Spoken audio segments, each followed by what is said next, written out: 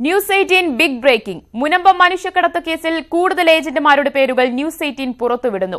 ഡൽഹിയിൽ പിടിയിലായ പ്രഭു എസ് ദണ്ഡപാണിയാണ് ശ്രീകാന്തിന് പുറമെയുള്ള ഇടനിലക്കാരുടെ പേരുകൾ ന്യൂസ് 18നോട് പറഞ്ഞത്. 1000 പേരെ ന്യൂസിലാൻഡിലേക്ക് ആവശ്യമുണ്ട് എന്ന് ഓൺലൈനിൽ വിവരം നൽകിയായിരുന്നു മനുഷ്യക്കടത്ത്. മുനമ്പം മനുഷ്യക്കടത്തിനെ കുറിച്ച് ഡൽഹിയിൽ അറസ്റ്റിലായ പ്രഭു എന്ന ദണ്ഡപാണി പറയുന്നത് ആരൊക്കെയായിരുന്നു ഇടനിലക്കാർ? रविंद्र और श्रीकांत. എങ്ങനെയാണ് രവീന്ദ്രയിലേക്കും ശ്രീകാന്തിലേക്കും എത്തിയത്? गवर्नमेंट ने बोला है कि 2019 से 2020 तक मैं 1000 इंसान को मैं पीपल को ले सकता हूँ, तुम आओ, ऐसे बोला है. उसमें नेट में डाल रखा है. तो उसलिए ये अरेंजमेंट करके മുൻപ് സമാനമായ യാത്രകൾ നടത്തിയിരുന്നു. इससे पहले भी 3 बोट ऑस्ट्रेलिया गया था. इसी बंदे ने भेजा था ऑस्ट्रेलिया. എന്തുകൊണ്ടാണ് ഇത്തവണ പ്രഭു പോകാത്തത്? हम यहाँ शिप देख के ना भैया हमको थोड़ा डर लग गया कि इतना दूर है, इतना छोटा शिप है, इसलिए हम चलने पे हमने बोला हमारे बच्चे बीवी को उतार दो. എന്തുകൊണ്ടാണ് ന്യൂസിലാൻഡ് തെരഞ്ഞെടുത്തത്? ऑस्ट्रेलिया में कोई बंदा आ नहीं सकता, तो इसलिए न्यूजीलैंड जाने के लिए इन्होंने प्रोग्राम बनाया. ന്യൂസിലാൻഡിലേക്ക് പുറപ്പെട്ടവരിൽ 100 സ്ത്രീകളുണ്ടെന്നാണ് പ്രഭുവിന്റെ വെളിപ്പെടുത്തൽ. लेडीज कम से कम नहीं तो 100. ബോട്ടിന്റെ അടിത്തട്ടിൽ വരെ സ്ഥലമുണ്ടാക്കിയാണ് ആളുകളെ കുത്തിനിറച്ചതെന്നാണ് പ്രഭു പറയുന്നത്. പ്രഭുവിന്റെ വെളിപ്പെടുത്തൽ വിരൽ ചൂണ്ടുന്നത് അതീവ ഗൌരവമേറിയ സുരക്ഷാ വീഴ്ചയിലേക്കും മനുഷ്യാവകാശ ലംഘനത്തിലേക്കുമാണ്. ഡൽഹിയിൽ നിന്ന് എം ഉണ്ണികൃഷ്ണനോടൊപ്പം സുവി വിശ്വനാഥൻ, ന്യൂസ് 18 തൃശൂർ. മുനമ്പം മനുഷ്യക്കടത്ത് കേസിലെ ആദ്യ അറസ്റ്റാണ് ഡൽഹിയിൽ കേരള പോലീസ് രേഖപ്പെടുത്തിയത്. മുനമ്പത്തെത്തിയ ശേഷം ഭയന്ന് പിന്മാറിയ പ്രഭുവിന്റെ അറസ്റ്റോടെ കേസിലെ ദുരൂഹത നീക്കാൻ കഴിയുമെന്ന പ്രതീക്ഷയിലാണ് പോലീസ്. പണത്തോടുള്ള ആർത്തി കൊണ്ടാണ് സംഘം സാഹസികമായി വിദേശത്തേക്ക് പുറപ്പെട്ടതെന്നായിരുന്നു ബന്ധുക്കളുടെ പ്രതികരണം. പ്രധാന പ്രതികളെക്കുറിച്ച് കൃത്യമായ ധാരണ ലഭിച്ചതായി rural SP Rahul R Nair പറഞ്ഞു. ഡൽഹിയിലെത്തിയ കേരള പോലീസ് സംഘം അതീവ സാഹസികമായാണ് പ്രഭുവിനെ കണ്ടെത്തിയത്. ഡൽഹിയിൽ നിന്ന് ബന്ധുക്കൾക്കും അയൽക്കാർക്കും ഏജന്റുമാർക്കുമൊപ്പം മുനമ്പത്തെത്തിയ ആളാണ് പ്രഭു. ബന്ധുക്കളെ കയറ്റിവിട്ട ശേഷമാണ് പ്രഭു ഡൽഹിക്ക് മടങ്ങിയത്. മുമ്പും ഓസ്ട്രേലിയയിലേക്ക് പോയിട്ടുള്ള പ്രഭുവിന് മനുഷ്യക്കടത്ത് സംഘവുമായി അടുത്ത ബന്ധമുണ്ടെന്നാണ് പോലീസ് വിലയിരുത്തൽ. വീട്ടുകാരുടെ വാക്ക് കേൾക്കാതെയാണ് ന്യൂസിലാൻഡിലേക്ക് ആളുകൾ പോയതെന്ന് പ്രഭുവിന്റെ അമ്മ ന്യൂസ് 18നോട് പറഞ്ഞു. ആസൂത്രണം അറിഞ്ഞില്ല, പണത്തോടുള്ള ആർത്തി കൊണ്ടാണ് ഇവർ വിദേശത്ത് പോയതെന്നായിരുന്നു പ്രതികരണം. बच्चे लालच दिया, कैसे गया ये हमें पता नहीं है. यहाँ से चले गए, हम यहाँ से जब गए थे जब ये यही बोला हम यहाँ से घूमने जा रहे हैं. बाद में पता चला एक जो कोई आ रहा है कोई जा रहा है. जब पता चल रहा है कहीं निकल गए बच्चे. अब ये पता नहीं कहाँ निकल गए. ये नहीं. കുടുംബത്തിൽ നിന്ന് 5 പേർ പോയതായി പ്രഭുവിന്റെ അമ്മയുടെ സഹോദരി സരസ്വതി ന്യൂസ് 18നോട് വെളിപ്പെടുത്തി. സരസ്വതിയുടെ മക്കളായ സുനിൽകുമാറും സുജിത്തും സംഘത്തിലുണ്ട്. என் பரிவாரில் வந்து என் மருமைய, என் மக, என் பேரை, என் மைங்க 2 பேர். அதுதான் என் குடும்பத்தில் மொத்தம் 5 பேர் போயிருக்காங்க. இந்த ஊரில் பிழைக்க வழியிலன்ட்டு சொல்லாமல் கொள்ளாமல் பிழைக்க வழியிலன்ட்டு அவங்களே கிளம்பி போயிட்டாங்க. அவங்க கொஞ்சம் பெரிய பையங்கள் ஆயிட்டாங்க.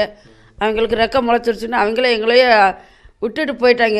எங்களையே அவரையும் என்னையும் விட்டுட்டே போயிட்டாங்க. പ്രധാന പ്രതികളെക്കുറിച്ച് കൃത്യമായ ധാരണ ലഭിച്ചതായി rural SP Rahul R Nair പറഞ്ഞു. അന്വേഷണത്തിനെ സംബന്ധിച്ച് എനിക്ക് ഒരു കാര്യം മാത്രമേ പറയാൻ പറ്റുള്ളൂ, അത് പുരോഗമിക്കുന്നുണ്ട്, നല്ല രീതിയിൽ പുരോഗമിക്കുന്നുണ്ട്. പ്രഭുവിനെ ചോദ്യം ചെയ്തതിലൂടെ രവീന്ദ്ര, ശാന്തകുമാർ, ശ്രീകാന്ത് എന്നിവരാണ് സൂത്രധാരന്മാരെന്ന് പോലീസിന് വ്യക്തമായ വിവരം ലഭിച്ചു. കേരളത്തിലെത്തി ന്യൂസിലാൻഡിലേക്ക് കടക്കാനുള്ള നീക്കങ്ങൾ തികച്ചും ആസൂത്രിതമായിരുന്നുവെന്നാണ് പോലീസിന് ലഭിക്കുന്ന വിവരങ്ങളിലൂടെ വ്യക്തമാകുന്നത്. ഇതിന്റെ സൂത്രധാരകരെ പിടികൂടുക എന്നതാണ് പോലീസിന് മുന്നിൽ ഇനിയുള്ള വെല്ലുവിളി. അംബേദ്കർ നഗർ പോലീസ് സ്റ്റേഷനിൽ നിന്നും cameraman KP ധനേഷിനൊപ്പം M Unnikrishnan, news 18. മനുഷ്യക്കടത്ത് കേസിൽ അറസ്റ്റിലായ പ്രഭു അറിയപ്പെടുന്നത് പല പേരുകളിൽ. ദീപക് എന്നും സുന്ദർലിംഗം എന്നുമൊക്കെ അറിയപ്പെടുന്ന പ്രഭു അറസ്റ്റിലായത് ന്യൂസ് 18നോട് നിർണായക വെളിപ്പെടുത്തൽ നടത്തിയതിന് പിന്നാലെയാണ്. അംബേദ്കർ നഗർ കോളനിയിൽ ന്യൂസ് 18 2 ദിവസമായി നടത്തിയ അന്വേഷണത്തിൽ ഡൽഹി പോലീസിന്റെ അടക്കം വീഴ്ചകളാണ് വ്യക്തമാകുന്നത്. ആദ്യം ലഭിച്ചത് ഒരു നമ്പർ, പേര് ദീപക്. മുനമ്പത്ത് നിന്ന് മടങ്ങി ഡൽഹിയിലേക്ക് വരുന്ന യുവാവ്. വിളിച്ചപ്പോൾ പദ്ധതിയുടെ ഏകദേശ രൂപരേഖ വെളിപ്പെടുത്തി. എല്ലാ രേഖകളുമുണ്ട്. അടുത്ത ദിവസം രാവിലെ അംബേദ്കർ നഗർ കോളനിയിലെ 203 നമ്പർ വീട്ടിൽ വന്നാൽ രേഖകൾ നൽകാം, ക്യാമറയ്ക്ക് മുന്നിൽ സംസാരിക്കാം. ദീപകിനെ കാണാൻ ഞങ്ങൾ 7 മണിക്ക് വീട്ടിലെത്തിയപ്പോൾ സ്ഥലത്തില്ലെന്ന് മറുപടി, ഫോൺ സ്വിച്ച്ഡ് ഓഫ്. ദീപകിനെ ആർക്കും അറിയില്ല. വിവരങ്ങൾ പലർക്കും അറിയാമെന്ന് തോന്നിയെങ്കിലും ആരും തുറന്നു പറയാൻ തയ്യാറല്ല. ആരെയോ ഭയക്കുന്നത് പോലെ.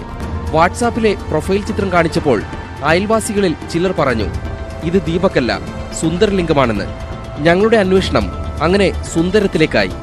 ക്രിമിനൽ പശ്ചാത്തലമുള്ള പ്രദേശമായതിനാൽ ശ്രദ്ധയോടെയായിരുന്നു നീക്കം. ഭാര്യ സരസ്വതിയുടെ നിയന്ത്രണത്തിലുള്ള കറുപ്പുസ്വാമി കോവിലിൽ ഞങ്ങളെത്തി. സുന്ദരലിംഗം മധുരയിൽ ഒരു കുടുംബച്ചടങ്ങിൽ പങ്കെടുക്കാൻ പോയെന്നാണ് മറുപടി. സരസ്വതിയും സഹോദരിയും മക്കളും ബന്ധുക്കളും വിദേശത്തേക്ക് പോയ കാര്യം സ്ഥിരീകരിച്ചു. വിലക്കിയിട്ടും മക്കൾ പോയതിലുള്ള സങ്കടവും ഇരുവരും പങ്കുവച്ചു. പിന്നീട് അയൽവാസികളോട് അന്വേഷിച്ചപ്പോഴാണ് ദീപക് തന്നെയാണ് പ്രഭു എന്ന് വ്യക്തമായത്. പ്രഭുവിന്റെ അമ്മയാണ് ഞങ്ങളോട് സംസാരിച്ചവരിൽ ഒരാളെന്നും. വാട്സാപ്പിൽ പ്രൊഫൈൽ ചിത്രമായി ഉപയോഗിച്ചിരുന്നത് വല്യച്ഛൻ സുന്ദരലിംഗത്തിന്റെ ഫോട്ടോ.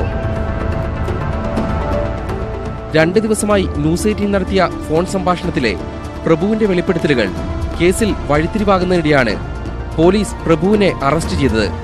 കൂട്ടുപങ്കാളികൾ ഇപ്പോഴും രാജ്യതലസ്ഥാനത്തുണ്ട്, ഡൽഹി പോലീസിന്റെ കൺമുന്നിൽ തന്നെ. ക്യാമറമാൻ ബിനു ബേസിലിനൊപ്പം എം ഉണ്ണികൃഷ്ണൻ, ന്യൂസ് 18, ഡൽഹി. തൃശൂർ മാന്നാമംഗലം പള്ളിത്തർക്കത്തിൽ താൽക്കാലിക പരിഹാരം. എന്നാൽ നാളെ കുർബാന നടത്താൻ അനുവദിക്കണമെന്ന യാക്കോബായ വിഭാഗത്തിന്റെ ആവശ്യം ജില്ലാ കലക്ടർ തള്ളി. ചർച്ചയിൽ കലക്ടർ മുന്നോട്ടുവച്ച ഉപാധികൾ അംഗീകരിക്കുമെന്ന് യാക്കോബായ വിഭാഗം പറഞ്ഞു. വിവരങ്ങളുമായി സുവി വിശ്വനാഥ് ചേരുകയാണ്. സുവി, പള്ളിത്തർക്കത്തിൽ ഒരു താൽക്കാലിക പരിഹാരം വന്നിരിക്കുകയാണ്. ഇതിൽ കലക്ടർ മുന്നോട്ടുവച്ച ഉപാധികൾ ഇരുവിഭാഗവും അംഗീകരിക്കുകയായിരുന്നു.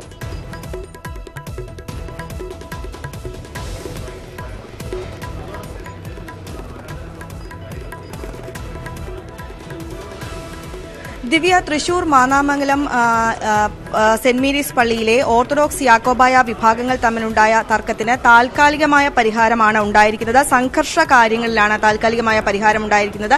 ഇന്നലെ നടന്ന ചർച്ചയിൽ കലക്ടർ ആദ്യം തന്നെ മുന്നോട്ട് വെച്ചത് ഇരു വിഭാഗങ്ങളോടും പള്ളി വിട്ട് പുറത്തു പോകാനായിരുന്നു. അതിനുശേഷം മാത്രമാണ് മറ്റു കാര്യങ്ങൾ പരിഗണിക്കാം എന്ന് കലക്ടർ പറഞ്ഞിരുന്നത്. അതിനനുസരിച്ച് ഇന്നലെ തന്നെ പള്ളിയിൽ തമ്പടിച്ചിരുന്ന യാക്കോബായ വിഭാഗം ഇറങ്ങി. എന്നാൽ കൂടുതൽ കാര്യങ്ങളിൽ ഉറപ്പ് നൽകാൻ കൂടുതൽ സമയം വേണമെന്ന് യാക്കോബായ വിഭാഗം ആവശ്യപ്പെട്ടിരുന്നു. ഇക്കാര്യത്തിൽ ഒരു രേഖാമൂലം മറുപടി നൽകണം എന്നും കലക്ടർ പറഞ്ഞിരുന്നു. അതിനെ തുടർന്നാണ് ഇന്ന് ഉച്ചയ്ക്ക് 2 മണിക്ക് വീണ്ടും ചർച്ച നടന്നത്. ഈ ചർച്ചയിലാണ് യാക്കോബായ വിഭാഗം പ്രാർത്ഥന നടത്താൻ തങ്ങൾക്ക് അനുമതി നൽകണം എന്ന കാര്യം കലക്ടറെ അറിയിച്ചത്. നാളെ പ്രാർത്ഥന നടത്താൻ, നാളെ ഞായറാഴ്ചയാണ്, അതുകൊണ്ട് പ്രാർത്ഥന നടത്താൻ അനുമതി നൽകണം എന്നാണ് യാക്കോബായ വിഭാഗം ആവശ്യപ്പെട്ടത്. ഒപ്പം തന്നെ ശവസംസ്കാര ശുശ്രൂഷകൾ, കോടതിയിൽ കേസ് നിലനിൽക്കുന്നതിനാൽ ശവസംസ്കാര ശുശ്രൂഷകൾക്കും അനുമതി നൽകണം എന്ന കാര്യവും യാക്കോബായ വിഭാഗം അറിയിച്ചു. ആദ്യം ചർച്ചയ്ക്കിരുന്നത് യാക്കോബായ വിഭാഗമാണ്. എന്നാൽ ഈ കാര്യങ്ങൾ കലക്ടർ പൂർണ്ണമായും നിരാകരിക്കുകയാണ് ചെയ്തത്. ഹൈക്കോടതി വിധിയുടെ അടിസ്ഥാനത്തിൽ മാത്രമേ കാര്യങ്ങൾ തീരുമാനിക്കാൻ സാധിക്കുകയുള്ളൂ. ഒപ്പം തന്നെ സംഘർഷം ഉണ്ടായ ഒരു സാഹചര്യത്തിൽ താൽക്കാലികമായി ഇവിടെ നിന്ന് വിട്ടുനിൽക്കണം എന്നാണ് കലക്ടർ യാക്കോബായ വിഭാഗത്തോട് പറഞ്ഞത്. അതോടൊപ്പം തന്നെ പ്രാർത്ഥനയുമായി ബന്ധപ്പെട്ട കാര്യങ്ങൾക്ക് കോടതിയെ സമീപിക്കാം എന്നും കലക്ടർ യാക്കോബായ വിഭാഗത്തിനോട് പറഞ്ഞു. അതുകൊണ്ട് തന്നെ ഈ ആഴ്ച തന്നെ ഈ വിഷയത്തിൽ ഒരു പരിഹാരത്തിനായി യാക്കോബായ വിഭാഗം കോടതിയെ സമീപിക്കും. ഒപ്പം തന്നെ ഇന്ന് ഓർത്തഡോക്സ് വിഭാഗവുമായും കലക്ടർ ചർച്ച നടത്തിയിരുന്നു. ഇന്നലെ തന്നെ, അതായത് ഓർത്തഡോക്സ് വിഭാഗം പ്രധാനമായും കലക്ടറുടെ മറ്റ് എല്ലാ തീരുമാനങ്ങളും അംഗീകരിക്കാൻ തയ്യാറാണ് എന്ന് തന്നെയായിരുന്നു ഓർത്തഡോക്സ് വിഭാഗം പറഞ്ഞത്. മാത്രവുമല്ല, അവർ പറഞ്ഞത് പ്രാർത്ഥന നടത്താനുള്ള അനുമതി നൽകരുത് എന്ന കാര്യവും കലക്ടറോട് പറഞ്ഞിരുന്നു. എന്തായാലും ഏറെ ദിവസമായി നീണ്ടുനിന്ന സെന്റ് മേരീസ് പള്ളിയിലെ ഓർത്തഡോക്സ് യാക്കോബായ വിഭാഗങ്ങൾ തമ്മിൽ നിലനിന്നിരുന്ന സംഘർഷത്തിന് താൽക്കാലികമായ ഒരു പരിഹാരമാണ് ഇപ്പോൾ ഉണ്ടായിരിക്കുന്നത്. ഒടുവിൽ തൃശൂർ മാന്നാമംഗലം പള്ളിത്തർക്കത്തിൽ താൽക്കാലിക പരിഹാരമായിരിക്കുകയാണ്. അതേസമയം നാളെ കുർബാന നടത്താൻ അനുവദിക്കണമെന്ന യാക്കോബായ വിഭാഗത്തിന്റെ ആവശ്യം അംഗീകരിക്കാൻ ജില്ലാ കളക്ടർ തയ്യാറായിട്ടില്ല. കളക്ടറുടെ പ്രതികരണത്തിലേക്ക്. കോടതി ഉത്തരവിന്റെ പുറത്തുള്ള ഒരു ക്ലാരിഫിക്കേഷൻ, അതിന്റെ ഒരു ആരാധനാ സ്വാതന്ത്ര്യത്തെ പറ്റിയുള്ള ഒരു ക്ലാരിഫിക്കേഷൻ ലഭിക്കുന്ന മുറയ്ക്ക് ആർക്കാണ് ഫേവറബിൾ ആയിട്ടുള്ള തീരുമാനം കിട്ടുന്നത് അവർക്ക് മുന്നോട്ട് പോവാം. നമ്മളെ സംബന്ധിച്ചിടത്തോളം ഒരു ലോ ആൻഡ് ഓർഡർ ഇഷ്യൂ നിലനിൽക്കുന്നുണ്ടായിരുന്നു.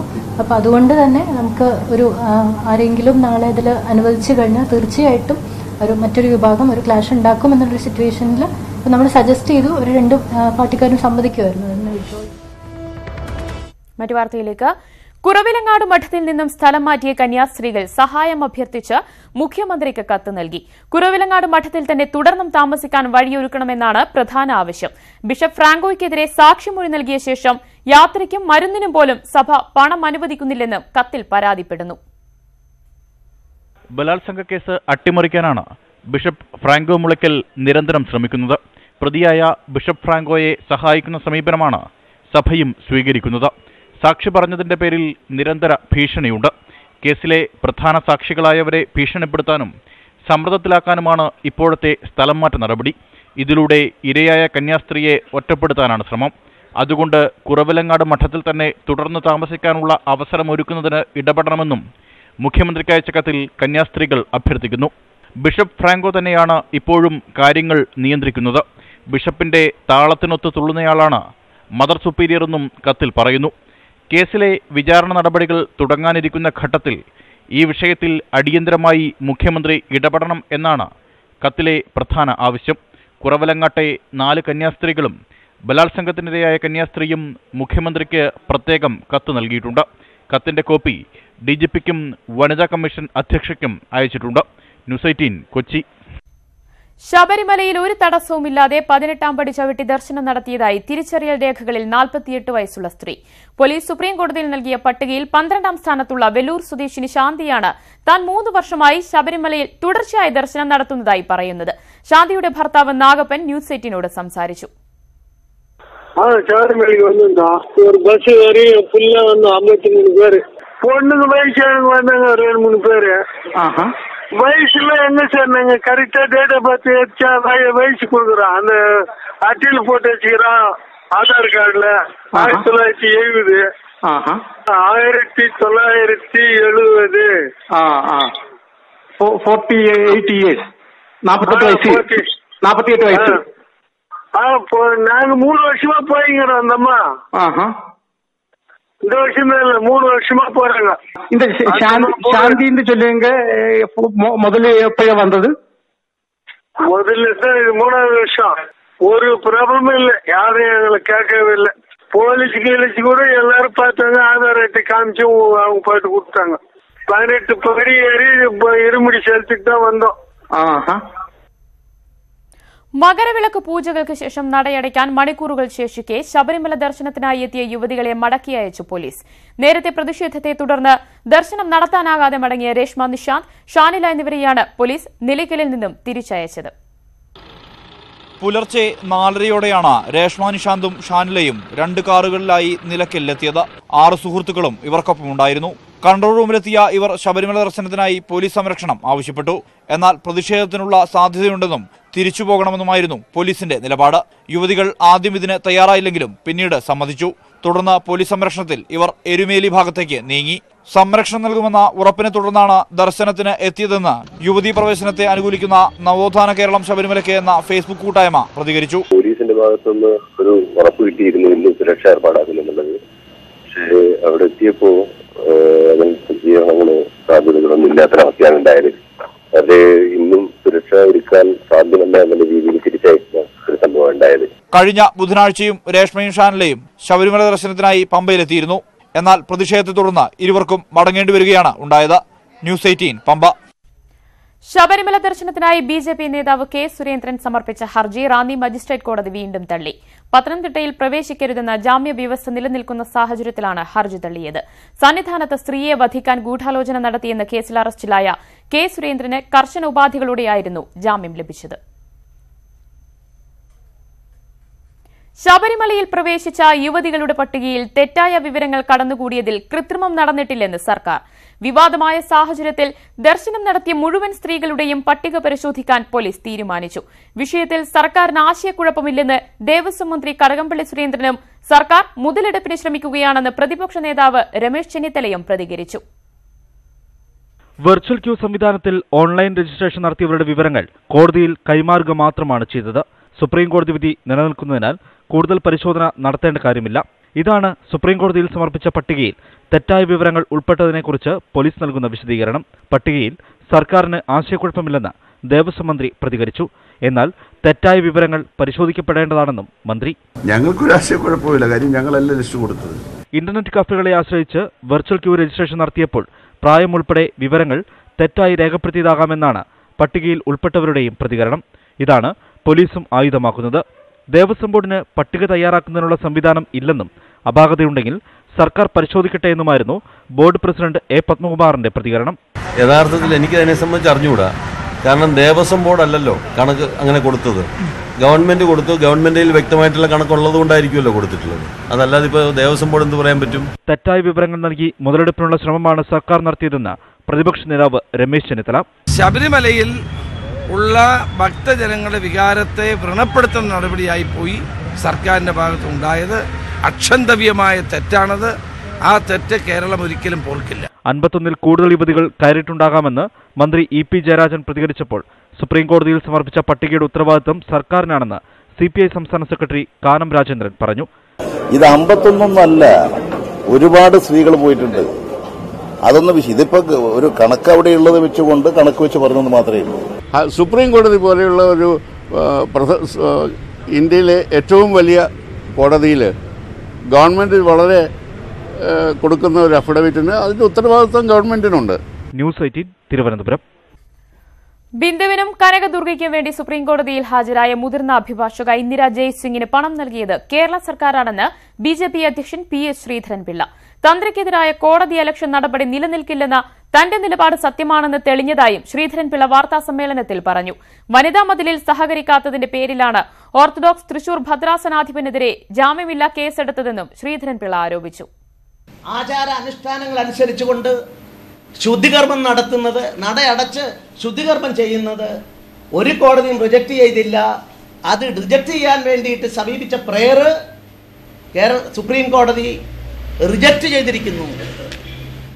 അത് മറ്റേതിൻ്റെ കൂടെ പരിഗണിക്കാൻ, ടാഗ് ചെയ്യാൻ പോലും അതിനോടൊപ്പം പരിഗണിക്കാനുള്ള അപേക്ഷയും കോടതി അനുവദിച്ചിട്ടില്ല. 3 അംഗ ബെഞ്ചിൻ്റെ വിധിയാണിത്.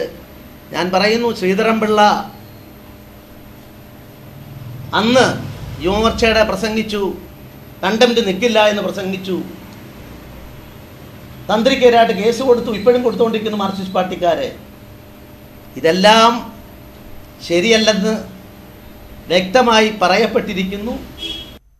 ശബരിമല വിഷയത്തിൽ NDAയുടെ സമരം തുടരുമെന്ന് BJP സംസ്ഥാന പ്രസിഡന്റ് PS ശ്രീധരൻപിള്ള. സെക്രട്ടേറിയറ്റിന് മുന്നിലെ സമരത്തിന്റെ രൂപം സംബന്ധിച്ച് ഇന്ന് തീരുമാനമെടുക്കും. സുപ്രീംകോടതിയിൽ പോലീസ് സമർപ്പിച്ച 51 പേരുടെ ലിസ്റ്റും ഗവർണർക്ക് സർക്കാർ സമർപ്പിച്ച റിപ്പോർട്ടും കളവാണെന്നും അദ്ദേഹം പറഞ്ഞു. കരിനിയമങ്ങൾ ചുമത്തി വിശ്വാസികളെ തകർക്കാനുള്ള നീക്കമാണ് സർക്കാർ നടത്തുന്നത്. ശബരിമലയെ നിരീശ്വരവാദികളിൽ നിന്നും രക്ഷിക്കണമെന്നാവശ്യപ്പെട്ട് വിശ്വാസികൾ ഒപ്പിട്ട നിവേദനം NDA സംഘം ഗവർണർക്ക് സമർപ്പിച്ചു. സമരത്തെ സംബന്ധിച്ചിടത്തോളം സമരം തുടരും. സമരത്തിൻ്റെ രൂപം ഇപ്പോൾ സെക്രട്ടേറിയറ്റ് മുമ്പിലുള്ളത് വേണോ മറ്റു തരത്തിൽ വേണോ എന്നുള്ള കാര്യങ്ങൾ ഞങ്ങളെല്ലാം കൂടി ഇപ്പോൾ ആലോചിച്ചിട്ട് തീരുമാനിക്കും. പക്ഷെ ഒരു കാര്യം വ്യക്തമാണ്, അതിലെ ഉള്ളടക്കമെല്ലാം കളവാണ്. 101% ഗീബൽസിനെ വെല്ലുവിളിക്കുന്ന കളവാണ് ഈ ഭരണകൂടം ഇപ്പോഴ് ഗവർണർക്കായാലും കോടതിയിലായാലും പൊതുജനങ്ങളോട്. പ്രതിപക്ഷ ഐക്യം.